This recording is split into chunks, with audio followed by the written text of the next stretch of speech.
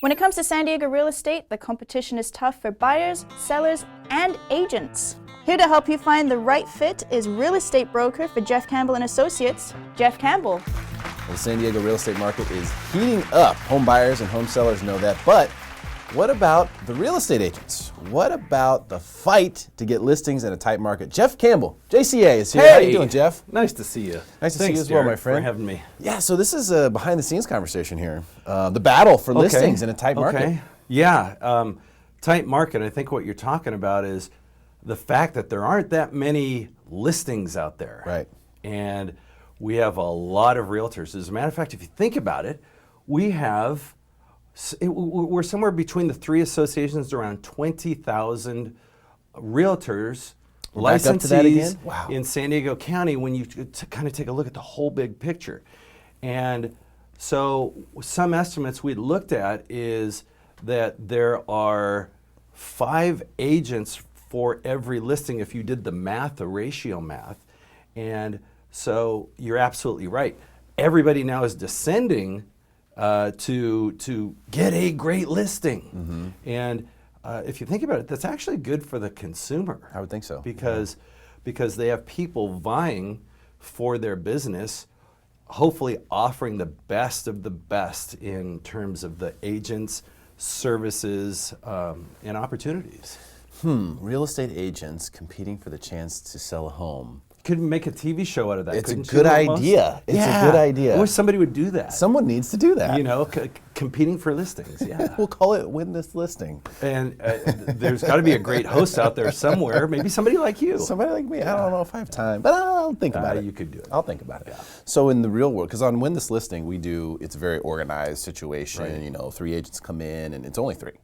In a real situation, I mean, a homeowner can meet with 6, 7. We had people on the show had previously met with 6, 7 agents and didn't like anybody. Mm-hmm. So, you know, there's more than just 5 agents going after that one home seller. A lot of people have said things to me like, you know, we did this or we put it up for sale by owner last year, and we got so many phone calls from agents, not from home buyers, that we decided that's not going to work. Mm-hmm. We're literally so inundated with those phone calls, we can't get to anyone. We can't sift through it. Sure.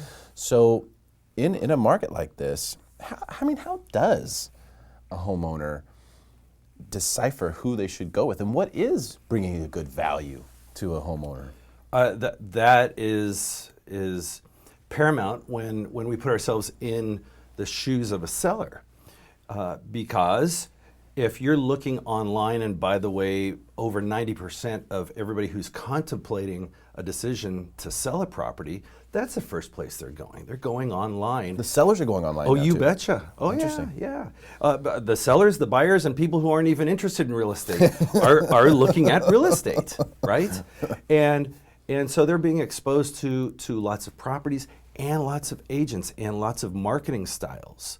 So they're getting a great base for comparison before they even sit down with the first person.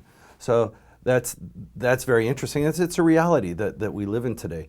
So who is bringing value? I think one of the things I like to ask is who's bringing trust, and that is probably the key component of who you want to speak to and who you ultimately go with. Is who do you trust? Yeah. Everybody has the Santa's bag of marketing tools, right? And they do this, they do that, they do this, they do that. But at the end of the day, who do they really trust to turn over the keys to come into their home when they're not there and take over? Yeah, and right? it's really interesting in doing the show, seeing what makes homeowners choose someone over someone. I mean, I'm almost surprised every single show who wins. Because different people have different reasons, obviously. But at the end of the day, one of the things I've noticed is that it's a lot less about the numbers. It's a lot less about that Santa's bag. It really is a lot more about, I guess we call it the trust factor, but the relational factor of, you know, do I think this person is going to work hard for me? Do I think that they have my best interest in mind? Do I believe what they're saying? Do I think that if they tell me something, it's probably true and not something that they're telling me to make me feel the way they want me to feel? And that seems to be the big thing that people are choosing. Now, that isn't always going to get you the best agent, necessarily. No one way is always going to get you the best agent, necessarily. But what I do try to encourage people to do is, first of all, if you're a buyer, you should use a local agent. For example, you're an East County guy. You live in Alpine, right? I live in Alpine. Live in Alpine. So Alpine's a specific market. If I'm buying a house in Alpine, I should use Jeff because he knows where all the nooks and crannies are. Don't buy, a house west of this road, or don't, there's things like that you need to know that are neighborhood specific. And when you're buying in a market, you need that local agent 100% sure. When you're selling, maybe it's a little different. Maybe it's not the same because now who knows where your buyer is going to come from. They might come from the local area. They might come from China. I mean, who knows? So maybe you want an agent that has more of a dynamic reach or something like that. I don't know. But the reality is that when you are selling a home in a hot market like this, you have to just be realistic with yourself. The house isn't going to sell itself. It's just not going to. A lot of people believe that. A lot of agents believe that. Well, you brought up something that's interesting. Let's take a common thread now and weave it through whether you're a buyer's agent or a seller's agent. I want to know, I'll speak for myself, I want to know who's going to take care of me. All right? Whether I'm selling the property, whether I'm buying a property, who's going to take care of me? Isn't that the foundational basis for any relationship? Whether we're talking about a more, whether we're talking about a business relationship. Am I going to be taken care of? Am I going to be taken care of to my level of satisfaction or even beyond that?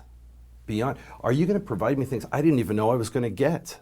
I didn't even know you were going to call me to verify that the text came through, and the text is verifying that the email came through, and the email is verifying that I got it in the mail.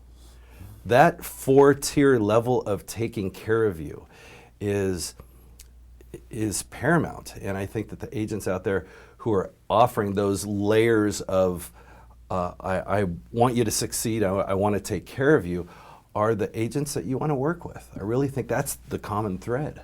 I wish we would have been able to get you on our most recent episode of Witness Listening, which was filmed in Alpine. Yeah. Amazing property, couple of acres, beautiful at the top of the hill, and fun couple, really fun couple. Can't wait for this one to air. Yeah. But it was really interesting also seeing the dynamic between husband and wife, and it's that's one of the things I think when you talk about all these agents descending down onto the few people who are selling their homes right now. And the dynamics of the decision-making process. One of the things that has been super interesting, and now we've had 2 different families who've done this, they have asked the agents who are presenting to call the person that they most recently closed escrow with on the spot. Love it. And just ask that they wanted to talk to that person. So not have the agent ask questions, but they say, I want to talk to them. I love that. I've done it many times. I've called my mom a lot, but that's one of the things that we have to be conscientious of. But that resonates really well because we can say a lot, and I can show you as a professional realtor. I've been doing this almost 30 years, and I can show you long lists of testimonials. But what's the recent experience like? And if you've been doing this a long time, I think about a great realtor as like a great quarterback. Name one quarterback in the NFL who has never thrown an interception. Yeah, doesn't happen. So what we look at, though, is the percentage of interceptions, right? The passing percentage. And so in a scenario like that, boy, you hope you didn't throw an interception on the last one. And if it is an interception, I think these are just not big things, but, I wish I would have done this better. And I think that every transaction, we should all aspire to that. You know what? Okay, I think I did a great job. I'd like to do this a little bit better next time. And you can do that your whole career. And I wish more realtors kind of thought like that. Yeah, well, I think if you do throw an interception, you just have to learn from your mistakes and show that you've learned. One of the things that is really interesting about people's perception as well in these circumstances is that they do want someone who's real. Yeah. They want to get the real you. And I think that is important to be thinking about as the home seller. When I'm interviewing agents, I want to get the real person. I don't want to get Jeff Realtor. Right. Who's on real estate, his real estate thing right now, but he's different when he goes home. They want to get Jeff all the time. Well, and that's important. You bring up something critical here, and that is that let's be professional and be ourselves. You had mentioned the difference between the dynamics between husband and wife. My favorite presentation with a couple one time is I was writing this down, and the husband and wife were very similar until I started asking about the house. And I asked, all right, do you have a dishwasher? Because I'm going down the list of amenities. And he pointed to her. And then I said, do you have a garage door opener? And she pointed to him. And then I said, do you have a trash compactor? They pointed to each other. And so it was, an opportunity there in this human relationship to have some smiles and still be serious. Yeah. Because it's, no matter what, it's a big deal. It is. It is a big deal. Yeah. But it doesn't mean that you have to take it so seriously that you don't have fun with it. Right. You can do a good job and have fun, and that's one of the reasons why I think you're an amazing agent, Jeff, and I really appreciate your time and you coming on the show today. I love it. Love you. Thank you. Means Appreciate a lot. it, my friend. All right. Jeff Campbell, ladies and gentlemen, JCA. Stick around for more Smarter San Diego TV, where we guarantee to make you smarter than everyone else, commercial free.